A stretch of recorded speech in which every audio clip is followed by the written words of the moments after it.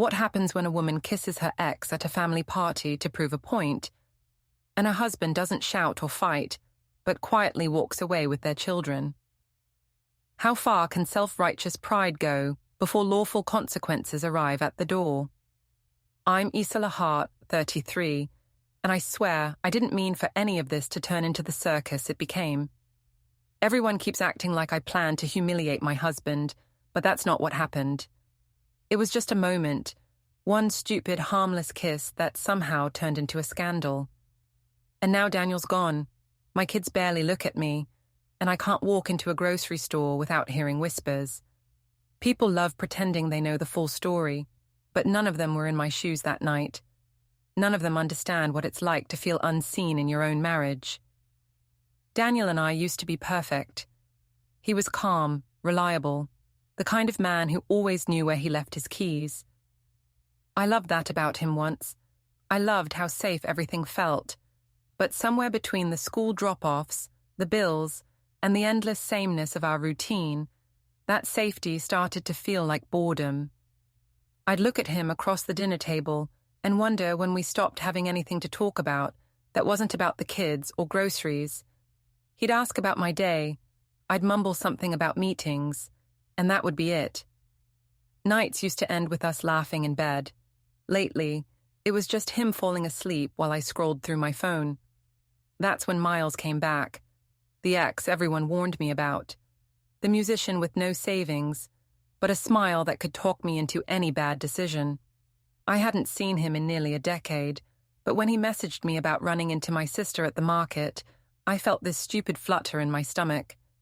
I told myself it was nostalgia. I told myself I was just curious how he'd turned out. Daniel never liked hearing about my past, so I didn't mention the message. It wasn't a secret. It was just unnecessary information. That's how I justified it. The more we talked, the more alive I felt. Miles remembered things Daniel never cared about.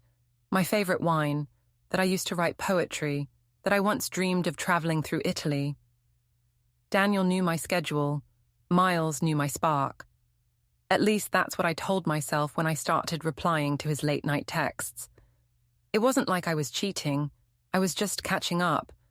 People do that all the time. But I could already feel something shifting. I started dressing better, wearing lipstick again.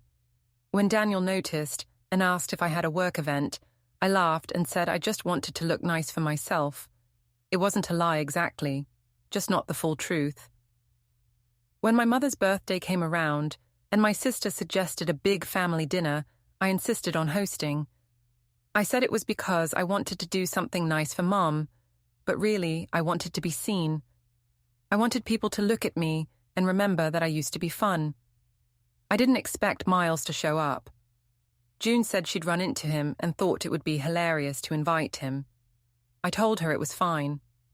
I even texted Daniel that morning, telling him not to be weird if Miles came. He replied with a thumbs up. That's Daniel, so calm it's infuriating. I told myself it would be harmless, all of us together again, laughing about the past. But looking back now, that was the night everything started to fall apart. Before we dive deeper into the story, I have one small request. Please subscribe, drop a like, comment, and hit that hype button to boost this channel so more people can discover these incredible stories. That morning started like any other, except for the part where I woke up already annoyed at Daniel for nothing. He was humming while he got the kids ready, and for some reason, that sound made my skin crawl. I lay in bed, pretending to still be asleep, while he packed lunch boxes, made coffee, and moved through the kitchen like it was some kind of performance. He always did that, quietly efficient, no complaints, no chaos. And somehow it still irritated me. I used to find that calmness comforting. Now it just felt like proof that nothing I did could ever get a real reaction out of him. When I finally walked into the kitchen, he smiled like he always did. "Morning," he said softly, but I didn't answer right away. I just stood there in my robe, scrolling through my phone, pretending to check emails while actually rereading a message Miles had sent the night before. It wasn't even that interesting. Something about hearing a song that reminded him of me. Still, it made me smile in a way Daniel hadn't made me smile in months. I could feel him watching me, and that only made me more determined to keep looking at the screen. If he asked what I was smiling at, I was ready to say it was a funny meme from June.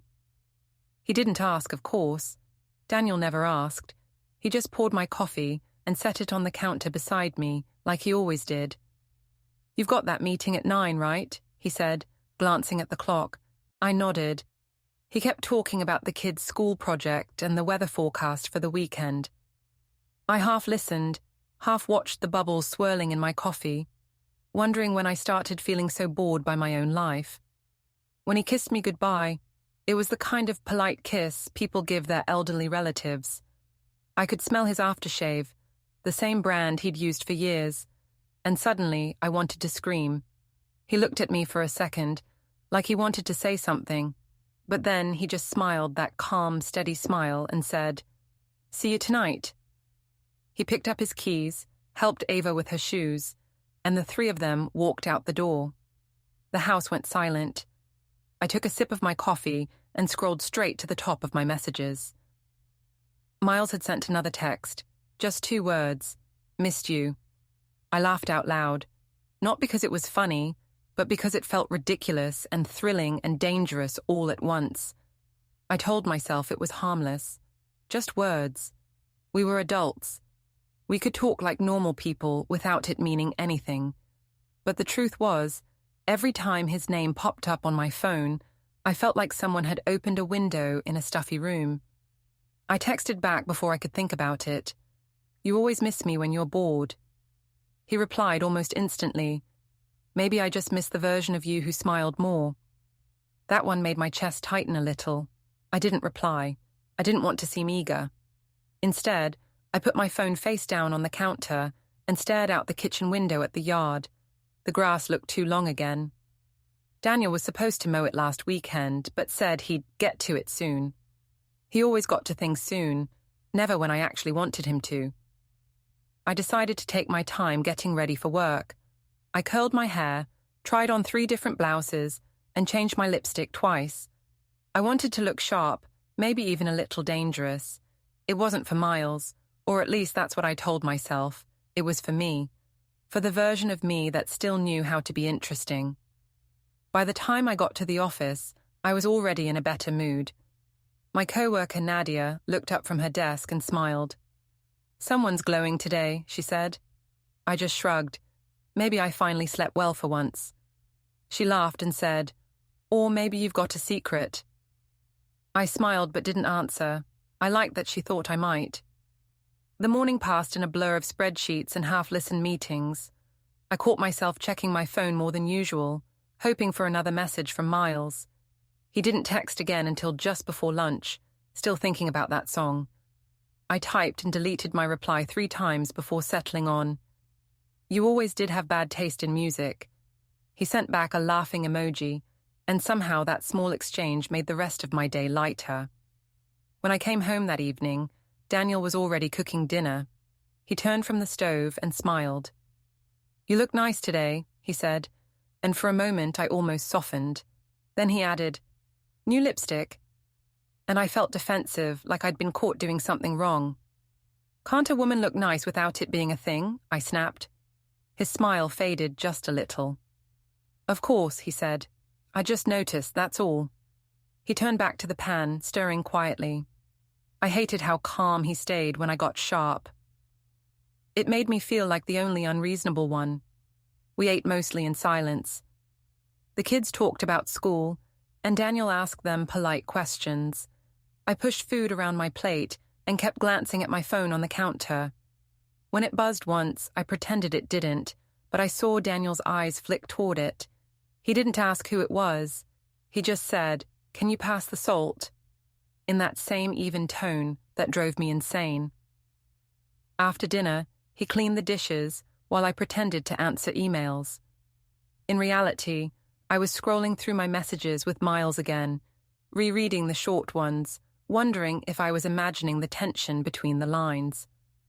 Daniel came over, drying his hands. "Mum's birthday dinner this weekend," he said. June texted me, "You're still hosting, right?" I nodded, pretending to type. "Yeah, already planning the menu." He paused. "She mentioned inviting some old friends. Anyone I should know about?" I looked up, feigning confusion. "What's that supposed to mean?" He shook his head. "Nothing. Just curious." "Well, don't be weird about it," I said quickly. "It's Mum's night, not some big drama." He smiled faintly. "I didn't say it was." When he left the room, I exhaled hard, realizing I'd been holding my breath. I hated how easily he made me feel guilty without saying anything cruel. He just had this way of standing there, silent, and letting the quiet stretch until it filled every corner of the room. Later, when the kids were asleep, I went out to the porch with a glass of wine. It was chilly, but the air felt good against my skin. I texted June about the party, told her to make sure Mom didn't invite too many neighbors. Then, before I could stop myself, I opened Miles's chat again. "You should come Saturday," I typed. "Mum's birthday. Big family thing. You know half those people anyway." I stared at the message for a full minute before hitting send. Immediately, I regretted it. What if he said yes? What if he didn't? Both possibilities felt equally dangerous. He didn't reply right away. I watched the typing bubbles appear, disappear, appear again. Finally, his answer came through. "You sure that's a good idea?" I smiled. When have I ever had good ideas? Another pause. "Fine. I'll come by for a drink. Might be fun seeing everyone again." I told myself it was no big deal. It was just an old friend dropping by. But a small part of me thrilled at the thought of him being there, of people noticing the way he looked at me, of Daniel watching, but not saying anything. I wanted that reaction. I wanted to feel something shift. When I went back inside, Daniel was sitting on the couch with his laptop. He looked up and smiled faintly. "You okay?" "Yeah, just texting June," I said, careful to keep my voice casual. He nodded. "You've been on your phone a lot lately." I laughed, maybe too loudly. "Sorry, am I supposed to ask your permission every time I check my messages?" He blinked, surprised. "That's not what I meant." "Then what did you mean?" "Nothing," he said quietly, turning back to his laptop. "Forget I said anything." I wanted him to argue. I wanted him to stand up, to accuse me, to make me feel something. But he just sat there, typing, and the sound of the keyboard filled the silence between us. Later that night, lying in bed, I turned my phone face down on the nightstand. Daniel reached over, switched off the lamp, and said, "Good night." I waited for him to touch me, to pull me close the way he used to, but he didn't. I stared into the dark, wondering if maybe I'd already crossed some invisible line that neither of us could admit was there. The next morning, I woke up to the sound of Daniel making breakfast again. He was talking to the kids, laughing quietly. I stayed in bed, scrolling through notifications, until I saw a new message from Miles. "Looking forward to Saturday. Don't wear anything boring." That one made me grin. I threw on my robe and went downstairs. Daniel was at the sink, rinsing plates. He looked over his shoulder when I came in. "Coffee's ready." "Thanks," I said, pouring a cup. He asked if I wanted to come with him later to his parents for lunch, but I told him I had errands. "You always have errands lately," he said softly, not accusing, just observing. "I have a life, Daniel. Sorry if that bothers you." He nodded once. "It doesn't. Just hope it's a good one." I left him standing there, calm and steady as ever, and went upstairs to get ready. My phone buzzed on the dresser. Miles again. "Don't forget to save me a dance Saturday." For the first time in a long time, I felt excited about something. I told myself it was just nostalgia, just catching up with old friends. I didn't realize then that the countdown had already started. That Daniel's silence wasn't weakness at all. It was preparation.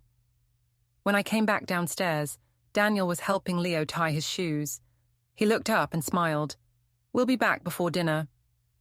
"Okay," I said, leaning against the doorframe. He opened the front door, ushering the kids out. The morning sun spilled in through the glass, bright and warm. For a second, it felt like any other day. Then I heard my phone buzz on the counter behind me. I glanced over and saw a notification light up. An unknown number, no name, just the first few words of a message. See you soon. I looked toward the driveway as Daniel buckled the kids into the car. He didn't look back, didn't notice the phone, didn't ask. He just closed the car door, started the engine, and drove away down the street. The sound of the door clicking shut behind him echoed through the kitchen. I picked up my phone, read the message again, and smiled. I told myself it was nothing serious, just an old friend saying hello. I didn't know it then, but that tiny vibration, that quiet buzz of my phone after he'd walked out, was the first crack in everything that would later fall apart. The office was buzzing the next day, full of Monday noise, phones ringing, keyboards clicking, voices talking too loud about things that didn't matter. I sat at my desk pretending to focus on a marketing report while refreshing my messages every few minutes. Miles hadn't texted since Saturday night, and I hated that I cared. It wasn't supposed to matter, but somehow his silence felt like an itch I couldn't scratch. I checked his social media instead. New post. A blurry photo from some pub, caption, "Good to be back home." My stomach fluttered. Home meant our town. He was nearby. By noon, I gave up pretending to work and went to get coffee. Nadia followed me, chattering about her weekend. "You're hosting your mum's birthday, right? June said it's a big thing." I nodded. "Yeah, just family and a few old friends." She smirked. "Including that musician ex of yours?" I blinked, trying to sound casual. "Who told you that?" "June," she said. "She posted about inviting him. Said it'll be fun seeing how everyone reacts." I forced a laugh, though my chest tightened. "It's not a big deal. We're all adults." Nadia shrugged. "Sure, just saying. Your husband's a better person than mine if he's okay with that." The word stuck to me the rest of the day. Better person. Or just indifferent. That evening, when I got home, Daniel was in the living room reading to Leo. He looked up and smiled, that same soft smile that used to make me melt. "How was work?" he asked. "Fine," I said, kicking off my heels. "Long?" He nodded. "Dinner's in the oven." He went back to reading, voice gentle and low. I watched him for a moment, that calm, steady rhythm of his voice, and felt something ugly twist inside me. It wasn't love or hate, it was boredom that felt almost cruel. After the kids went to bed, I poured wine and sat at the kitchen counter while Daniel folded laundry nearby. "Mum's dinner's Saturday," I said. "Don't forget." He smiled faintly. "Wouldn't miss it." I hesitated. "June invited some old friends. You might remember Miles." His hands paused just slightly before he nodded. "Yeah, I remember." I waited for him to ask why or complain, but he didn't. He just kept folding clothes with that maddening calm. "You're okay with that?" I asked finally. "If you're comfortable with it," he said. That was all. No jealousy, no confrontation. It made me want to shake him. "You're impossible," I muttered. "You know that?" He looked up. "Why?" I shrugged, pretending to joke. Most men would at least act jealous. He gave me a long look, unreadable. "Would that make you feel better?" I laughed, though it came out sharper than I intended. "Forget it." He folded the last towel and walked out of the room without another word. The week moved fast. Between errands, work, and pretending nothing was wrong, I barely noticed the tension building. Daniel stayed polite but distant. He stopped asking about my day. We still shared a bed, but his side of the mattress might as well have been another country. I told myself he was sulking, but some nights, when I caught him quietly typing something on his laptop with headphones in, I wondered what he was really doing.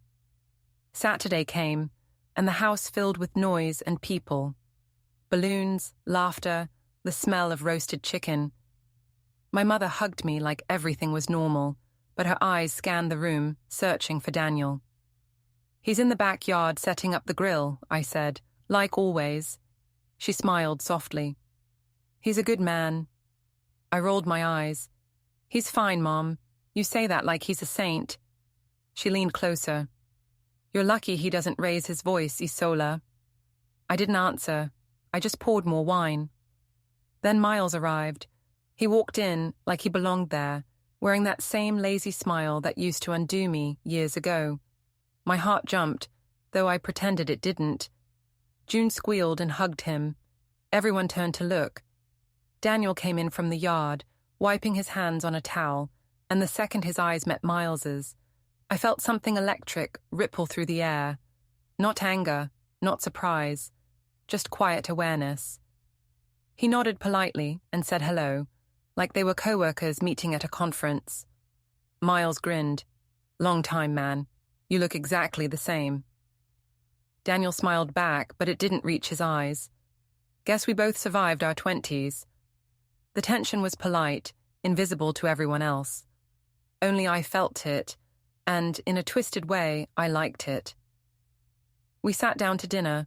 Mum gave her little speech, and everyone laughed in the right places. Miles sat across from me, occasionally catching my eye. Daniel sat beside me, silent, cutting food for Leo. At one point, Miles brought up an old story from college. Something about a road trip, a flat tire, and me singing in the car. She still has that voice? He asked lightly. I laughed too loudly. Oh, I retired from my rock star days. The table chuckled except Daniel, who took a sip of water and looked at his plate. Later, while Mom opened gifts, Miles leaned across the table. You look incredible, he said quietly, just for me. My heart raced. Stop, I whispered, though I was smiling. Daniel looked up right then, like he'd heard without hearing. He didn't say anything.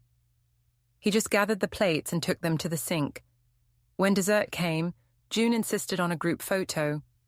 Everyone squeezed together behind the table, laughing. Miles stood behind me, his hand barely brushing my shoulder. The camera flashed. For a second, it felt like something dangerous but thrilling, like I was the main character again, the one everyone was watching. Later that night, the photo appeared online. Family and friends, nothing better. Dozens of comments followed, one from Miles. Still the best hostess. I read it 3 times before Daniel came upstairs. You should probably tell your sister to take that down, he said calmly. I pretended not to know what he meant. It's just a picture. He nodded once. Okay. Sunday morning, the photo had 100 likes. A few people commented, cute reunion. June tagged everyone, including Miles. I saw Daniel looking at his phone across the breakfast table but saying nothing. The silence pressed against me like a weight. Are you mad? I asked finally. He looked up. No. Then what's wrong? Nothing, he said again, same even tone. I slammed my spoon down. You know what? It's exhausting trying to read your mind. He just looked at me for a moment, then said quietly, You're not trying very hard. He stood, rinsed his cup, and left for a drive with the kids. The house felt empty after they left. I poured another coffee and stared at the picture again. My phone buzzed. Miles. Fun night. You haven't changed at all. Neither have you, I replied. You sure your husband's okay with me being around? He doesn't care enough to get jealous, I typed back.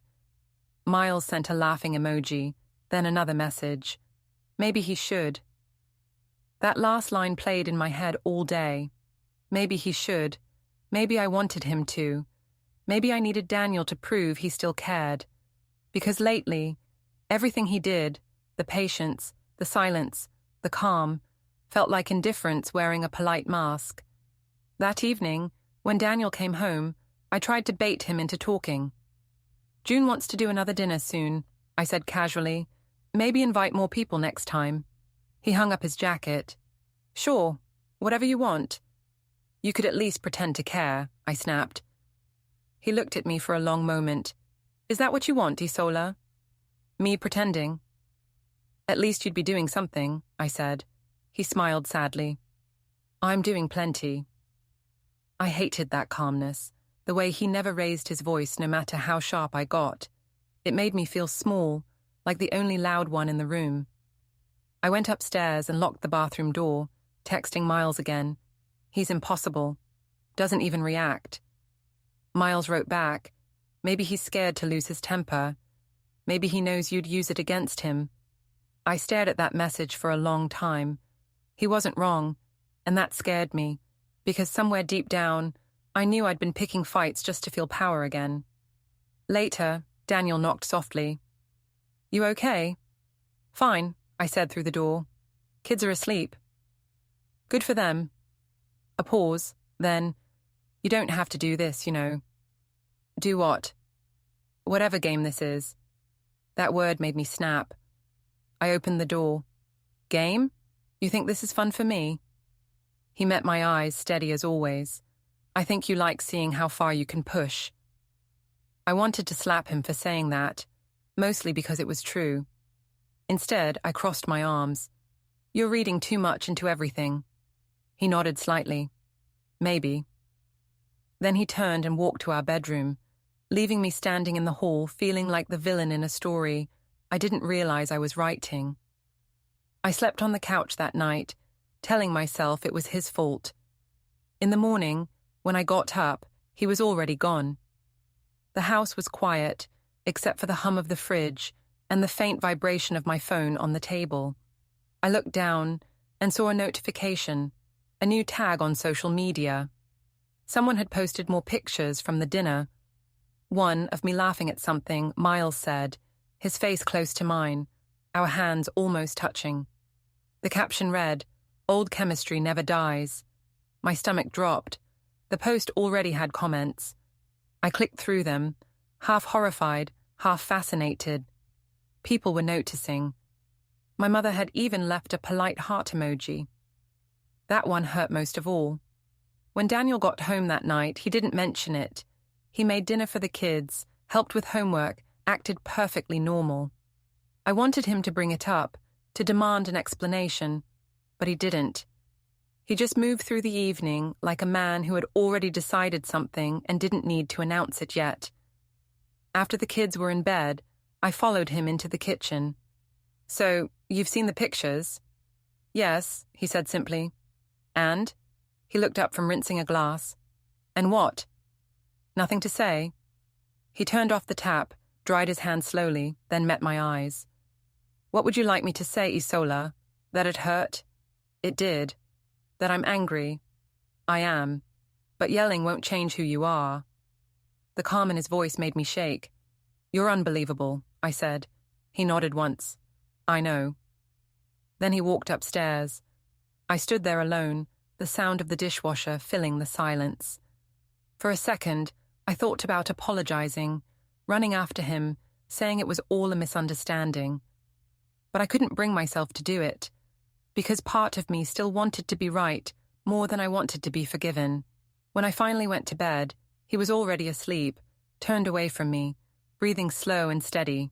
I lay there staring at the ceiling until I noticed something faint, the light of his phone glowing on the nightstand. A calendar reminder was open on the screen for just a second before it dimmed again. Downtown 10:15. I didn't think much of it then. Probably something for work, I told myself. But later, when I closed my eyes, that phrase looped in my mind, quiet and unsettling. Downtown 10:15. I had no idea that was the first shadow of something much bigger forming behind me.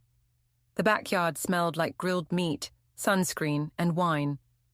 It was one of those bright Saturdays where everything looks too sharp, too loud. The kids were running around with balloons.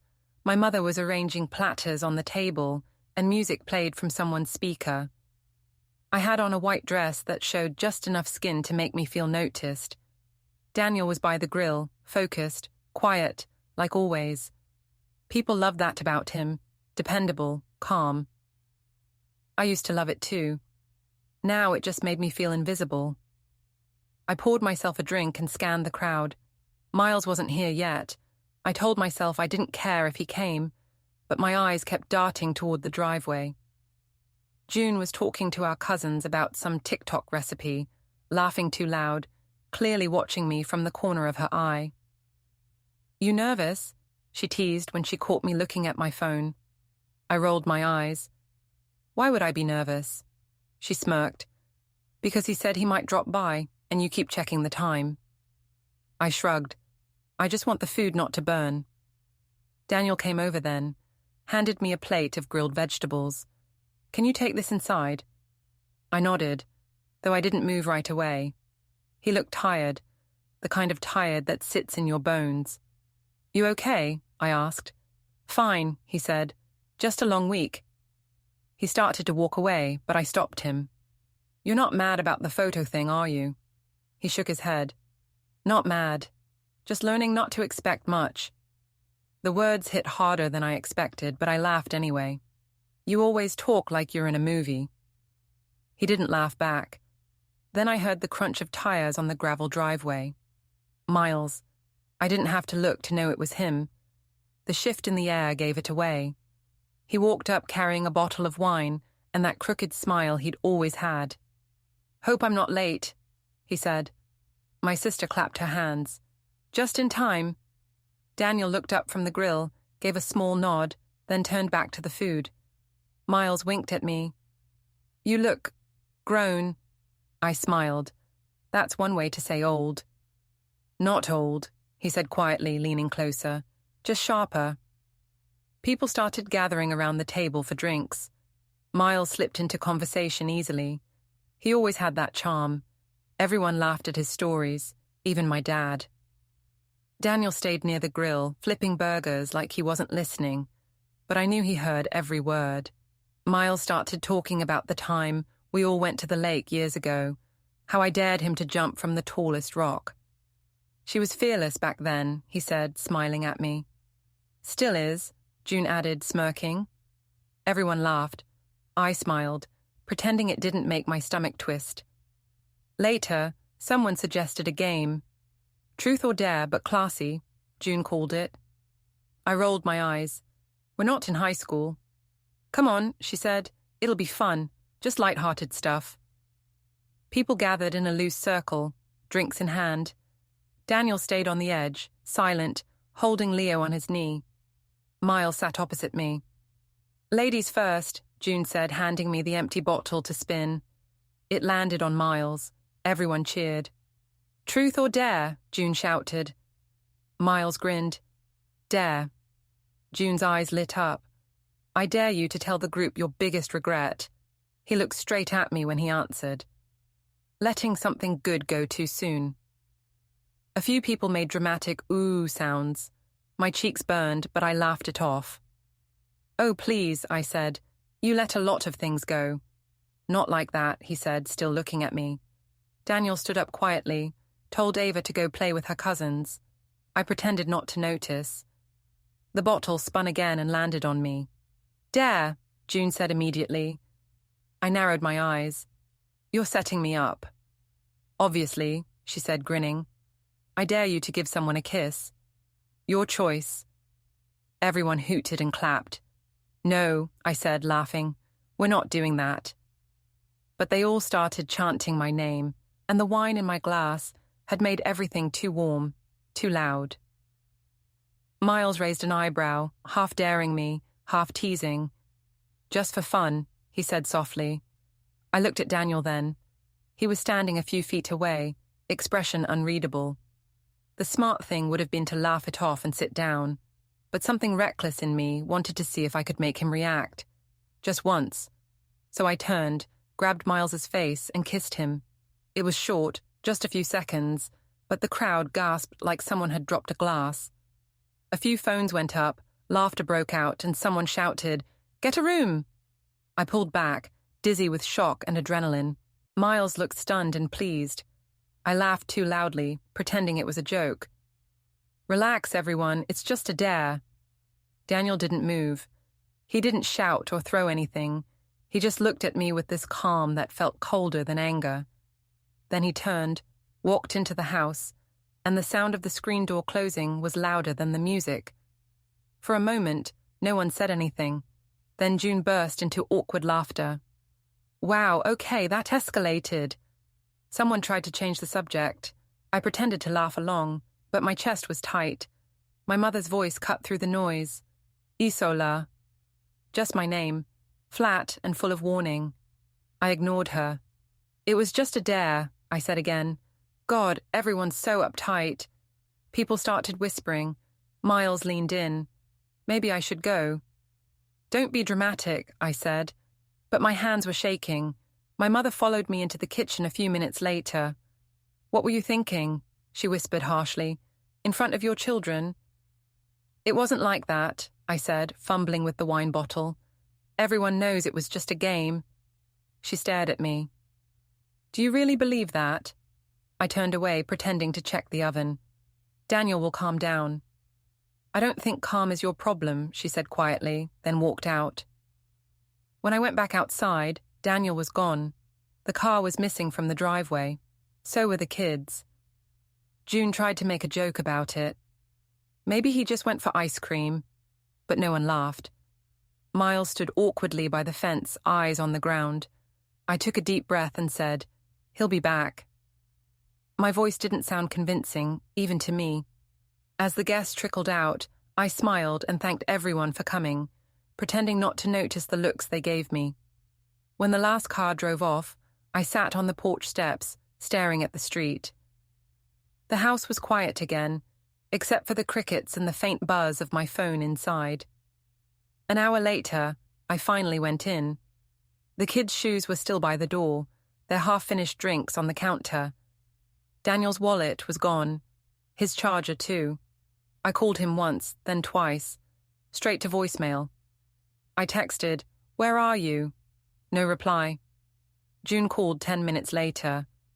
"Have you talked to him?" she asked. "He left with the kids." "Yeah, I noticed." "Mum's freaking out." "She needs to relax," I said, pacing. "It was just a stupid dare." June hesitated. "People are already posting the video." My stomach dropped. "What video?" "Tom recorded the game. It's online." "Delete it." "I can't. He already shared it. People think it's funny." I grabbed my phone and opened social media. There it was. Me, laughing and kissing Miles. Someone shouting, "She's married." In the background, thousands of views already. I froze. The comments were merciless. What kind of woman does that with her husband right there? Poor guy. Imagine the kids seeing this. I slammed my phone down, heart racing. I called Daniel again. No answer. I texted, "We need to talk. Please come home." Still nothing. I poured another drink, pacing through the house. Every sound made me flinch.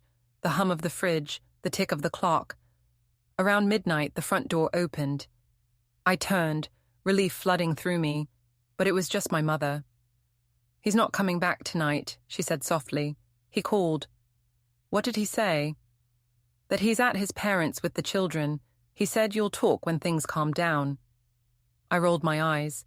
"He's overreacting. Everyone's acting like I murdered someone."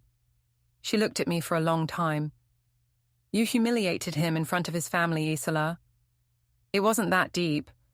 Her voice broke a little. "It was deep enough for your daughter to cry, asking why you kissed another man." That made me freeze. "Ava cried?" "She saw it happen. She asked your sister if Daddy was going to leave." I sat down, suddenly cold. I didn't mean for her to see. "Intent doesn't erase impact," Mom said quietly. Then she left, closing the door behind her. I stayed up until dawn, scrolling through comments. My coworkers had seen it, people from my college days. Even my boss liked the video, maybe by accident, maybe not. I felt sick, but under the panic, there was another feeling, sharp and strange. I wanted Daniel to come home and yell. I wanted him to fight. I wanted proof that he still cared enough to get angry. But when he came home the next afternoon, he didn't yell. He walked in carrying a box, gathered some clothes, and said, "I'm staying with my parents for a while." "You can't just take the kids," I said, stepping forward. I already did. His voice was calm, almost gentle. "So, that's it? You're leaving?" "For now." He paused at the door. "You should probably stay offline for a bit." I crossed my arms. "You're just embarrassed." He looked at me then, eyes steady and tired. No, I'm disappointed.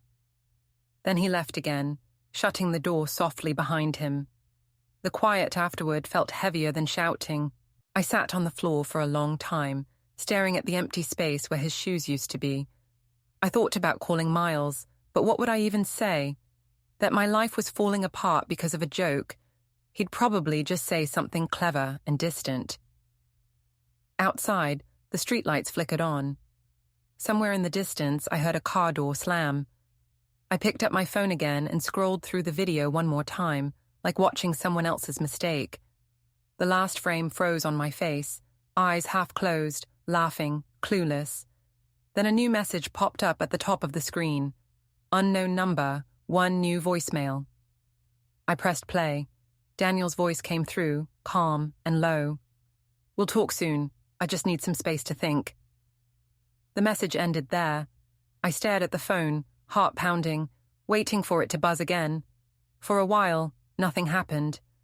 Then, faintly, through the silence of the house, I heard the door latch click. I turned, startled, but no one was there. The sound came from the wind moving through the hallway. Still, I couldn't shake the feeling that something was ending, and something else, colder, quieter, had just begun. The days after the party felt unreal, like I was moving through fog that smelled faintly of smoke and cheap perfume. Everyone was talking, though no one spoke directly to me. My phone wouldn't stop buzzing, texts, calls, messages I didn't want to read. Half the comments under that video were strangers laughing. The other half were women calling me names I'd never been called before. Even the ones who defended me made it worse. She's just living her truth. Maybe her husband deserved it. At first, I tried to act like I didn't care. I told myself people have short memories. I posted a picture of my coffee with the caption, "Don't judge what you don't understand." That got likes too, mostly from the kind of friends who enjoy chaos but never offer help. Then June called. "You need to stop posting," she said. "You're making it worse." "Worse how?" I asked, pretending I hadn't seen the latest round of comments. "Mum's furious. Daniel's not talking to anyone, and Ava told her teacher she doesn't know when she's going home." My throat tightened. "That's dramatic. He's just cooling off." "You keep saying that," June said softly, "but he's already taken his work computer to their place. That's not cooling off." I hung up. For the next few hours, I wandered around the house picking things up and putting them down again. His mug, his book, one of Leo's little socks. The silence in the rooms was unbearable. I put on music, then turned it off again. I texted Daniel twice, just simple things. "The kids left their jackets here." Then later, "We should talk soon." Both messages stayed unread. By evening, I drove to June's house because I couldn't stand being alone. She met me at the door with that face she makes when she's trying to look kind, but already picked a side. "Come in," she said quietly. The living room smelled like candles and sympathy. "You hungry?" "No," I said. "I just need someone to tell me I'm not crazy." She hesitated, then poured us both wine. "You're not crazy," she said slowly, "but you did mess up." I laughed bitterly. Everyone keeps saying that like it's news. "It's not just the kiss, Isola. It's the way you laughed after. The video looks—" She stopped, choosing her words. "Bad. Like you wanted him to see." I felt heat rise in my face. "That's not fair. I was drunk. Everyone was chanting." "No one made you." I slammed my glass down. "You sound like Mom." We sat in silence for a moment. Then June said, "He's protecting himself now. You can't blame him for that."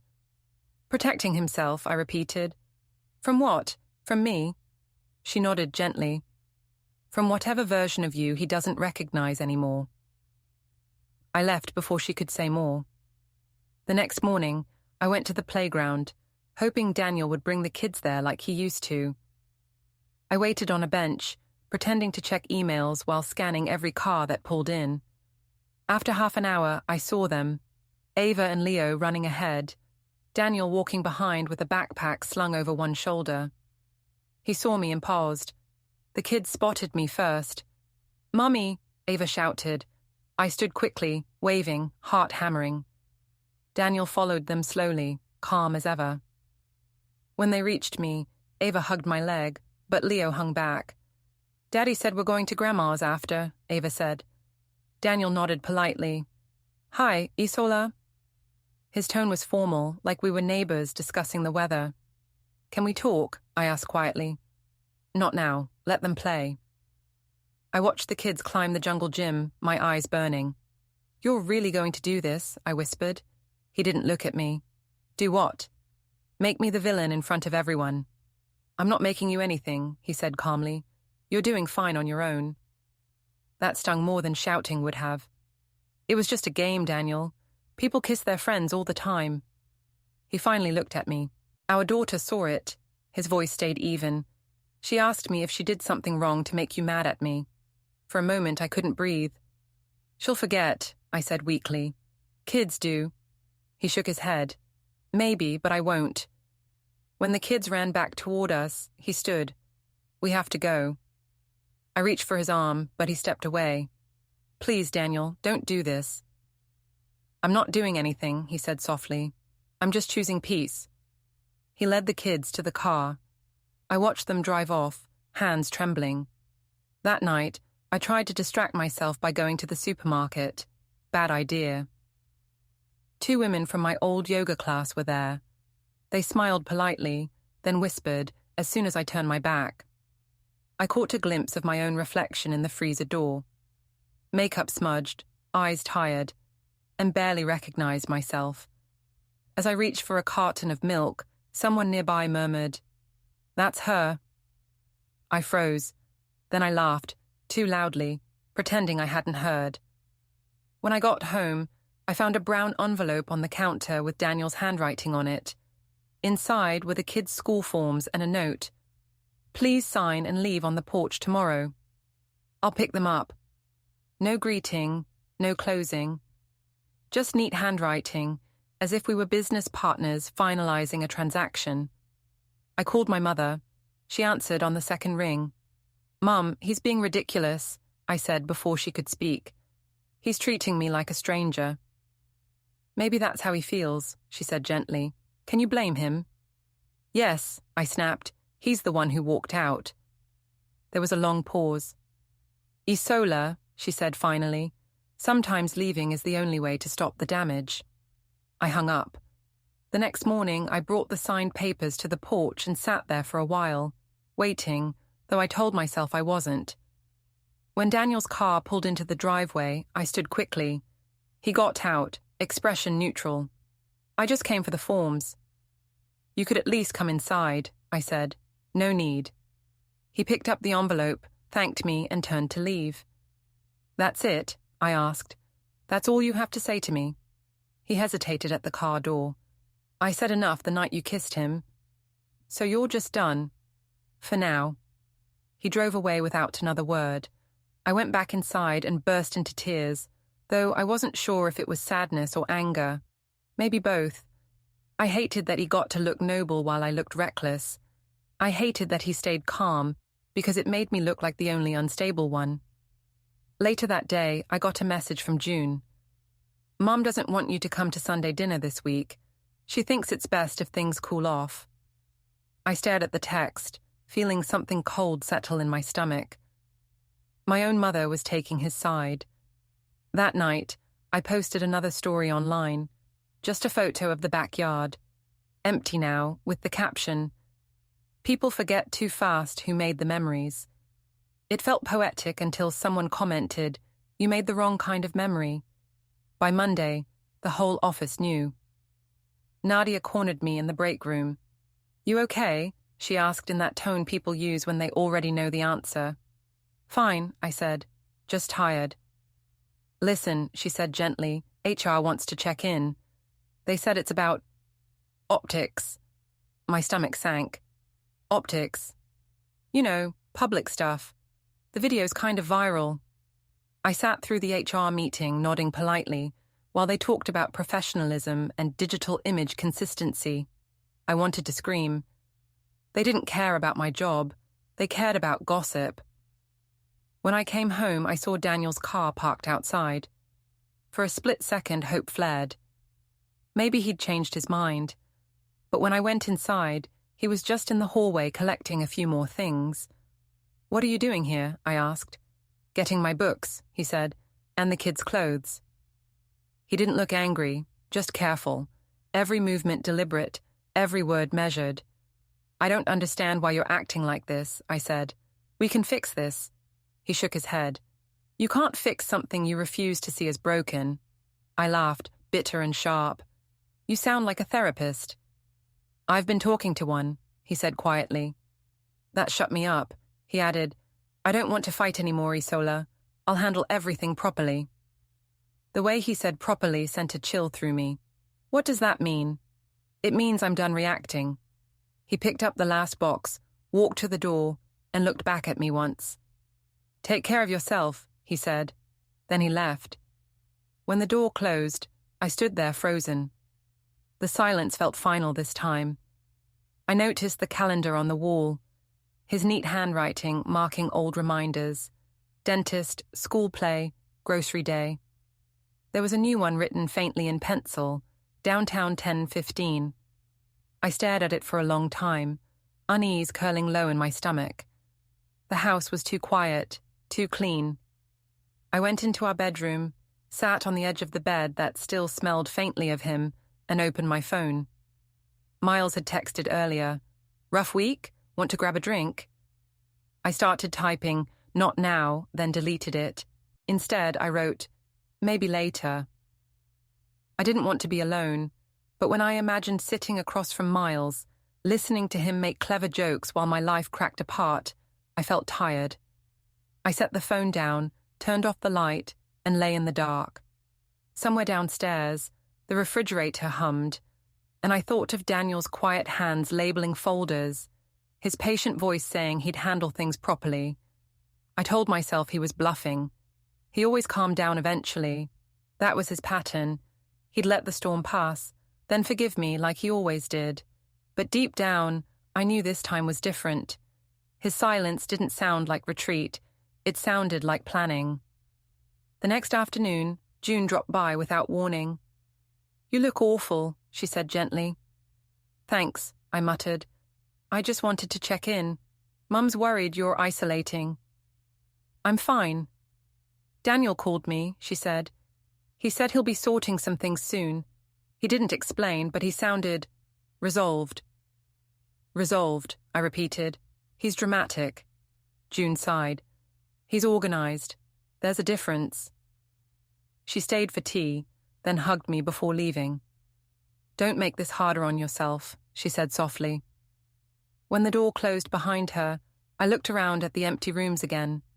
Every sound seemed to echo: the creak of the floorboards, the faint tick of the clock, even my own breath. That evening, as I sat on the couch scrolling through my phone, a new message appeared from an unknown number. Just a few words: "You'll understand soon." I stared at it for a full minute, pulse racing. Then I realized it wasn't signed. It was an automated reminder from my bank about a joint account update. Still, I couldn't shake the feeling that it meant something else. Outside, the wind picked up, knocking a branch against the window. The sound made me flinch. I closed my eyes, trying to breathe. I told myself Daniel wouldn't actually do anything drastic. He wasn't that kind of man. He was calm, predictable, safe. But in the quiet of that long night, I caught myself whispering out loud, "What does properly even mean?" And no one answered. The next week passed like slow rain, steady, silent, and impossible to stop.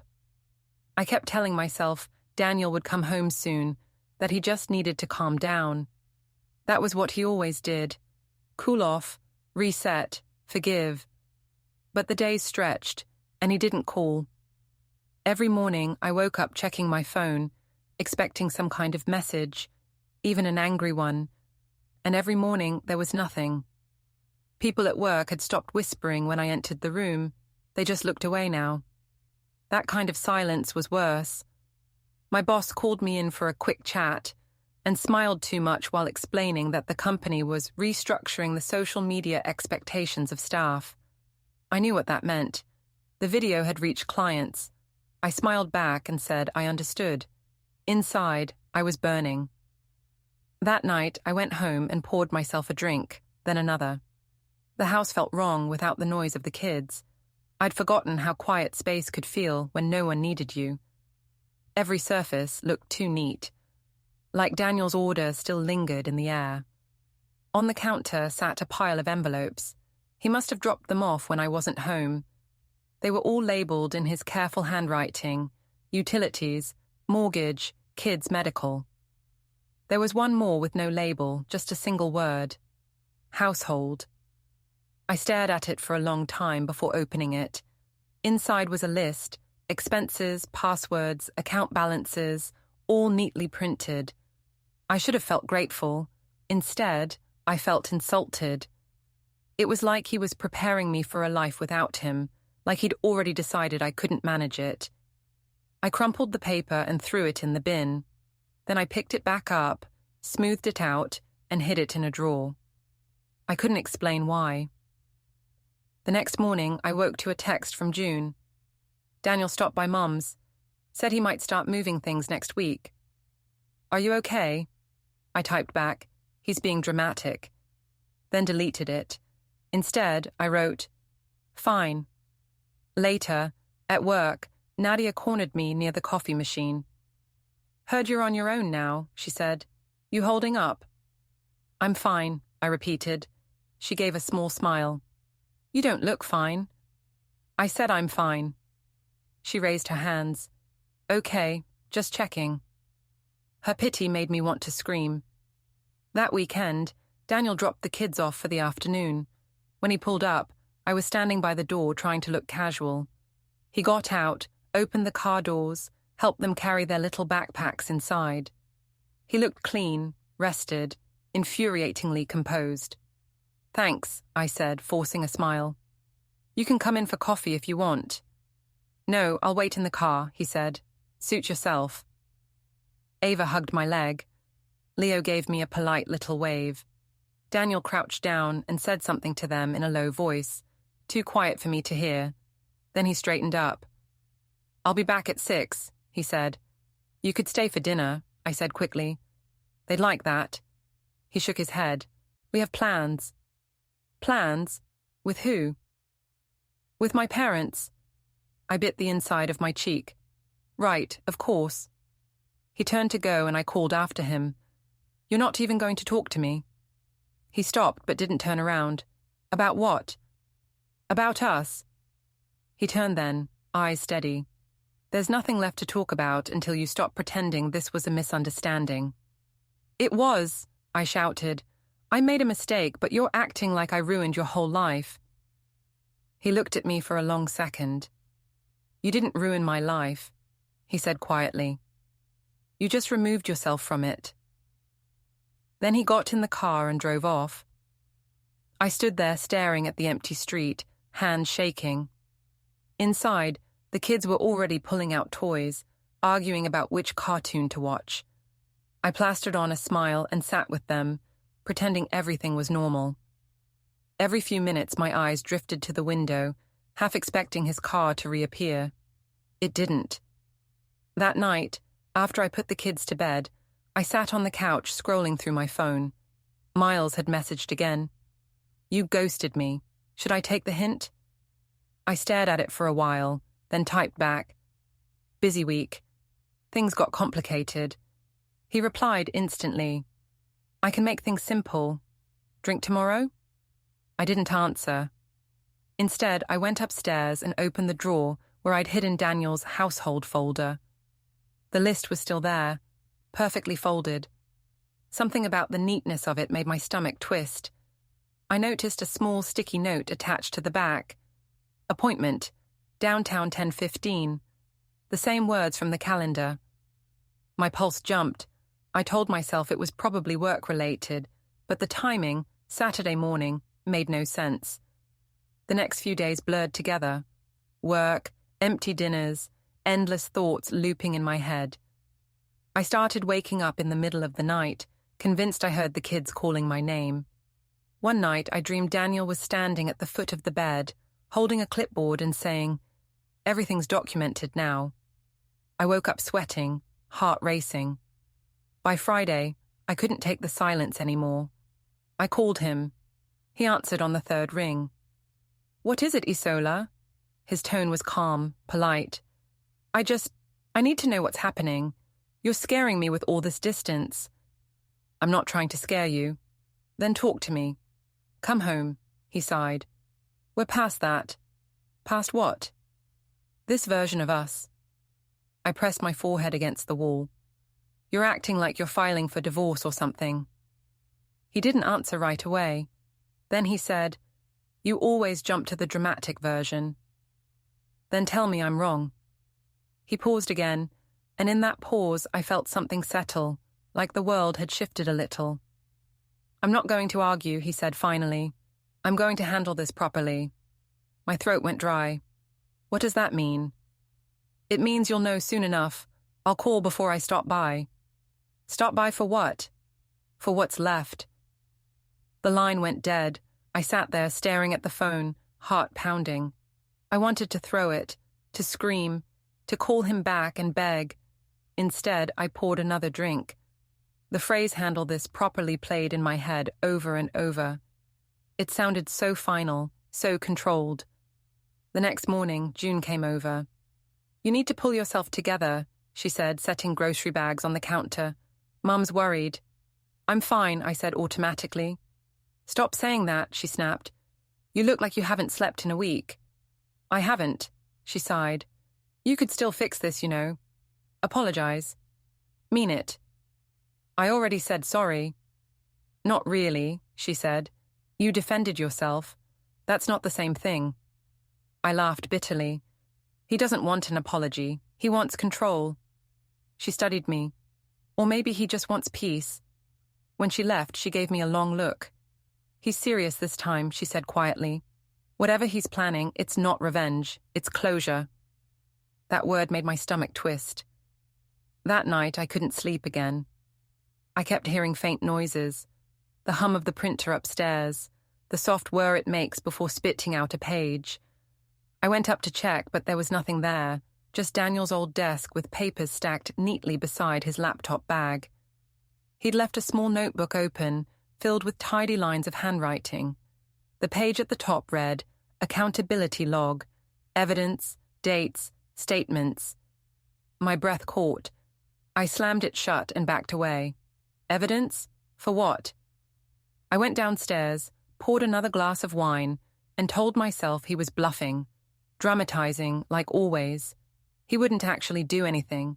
He was too rational, too calm. Still, I found myself walking through the house, checking if anything else of his was gone.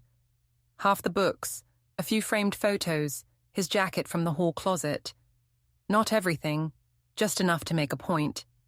By morning, my nerves were raw. I took a shower, dressed, tried to look composed.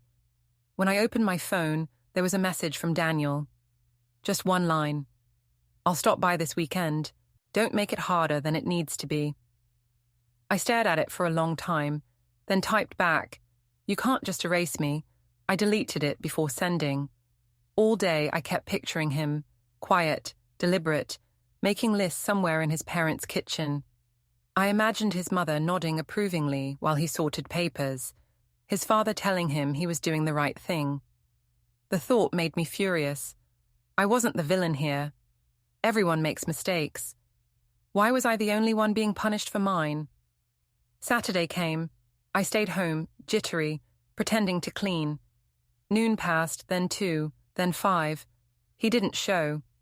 I told myself that was good. Maybe he'd changed his mind. Maybe he'd realized this whole thing was too cold, too cruel. At sunset, there was a knock at the door. I froze. It wasn't Daniel's knock. Too light, too polite. I opened it to find his sister, Emma, holding a small stack of boxes. "Daniel asked me to drop these off," she said. Her expression was unreadable. "What are they?" I asked. "Things you might want before he organizes the rest." She handed me the boxes and turned to leave. I called after her.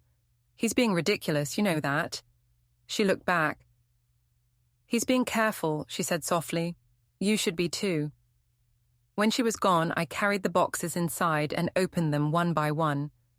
The first held photos, family vacations, birthdays, the kids' drawings. The second had documents, copies of bills, and a small note in Daniel's handwriting. "Keep these for your records." The third box was empty except for a single sheet of paper folded neatly in half. It said only, "We both know what happened. Let's make this civil." I sat down hard, the air going out of me. Outside, the street was quiet, the sun bleeding into the horizon. Somewhere in the distance, a dog barked. I looked around the house, the half-empty shelves, the neat envelopes, the silence, and realized something final had already started moving. I wanted to call him, to say something that would make him stop. But what was left to say? The printer upstairs whirred again, even though no one had touched it. The sound was low, steady, mechanical. A page feeding through, an image being fixed in place. I closed my eyes and whispered into the empty room, "Daniel, please don't." And as if he could hear me, the printer fell silent. For the first time, I was afraid of his calm. Monday morning, I went downtown, thinking I could fix everything if I just saw him face to face. I told myself he'd listen once I looked him in the eye. The courthouse lobby was bright and cold, full of echoes and polished floors. I spotted him near the elevators, Daniel, dressed neatly, the kids beside him holding his hands. For a second, I almost called out like nothing had happened. When he saw me, he didn't flinch. He spoke quietly to a woman in a grey suit standing beside him. She nodded and walked over. "Isola Hart?" she asked. I nodded, confused. She handed me a thick envelope. "You've been served." I stared at it, words blurring. Petition for dissolution of marriage, temporary custody orders. My hands shook. "Daniel," I said, "what is this?" He looked at me steadily. "It's clarity. It's what comes after enough warnings." Ava tugged his sleeve. "Can we go now, Daddy?" He nodded, guiding them toward the door. Someone's phone camera flashed as the papers slipped from my hands and scattered across the marble floor. The sound of his footsteps faded, and I realized this was the first time he'd truly walked away. Don't forget to hit like, subscribe, and turn on the bell so you don't miss the next story. Write in the comments from which city you are watching.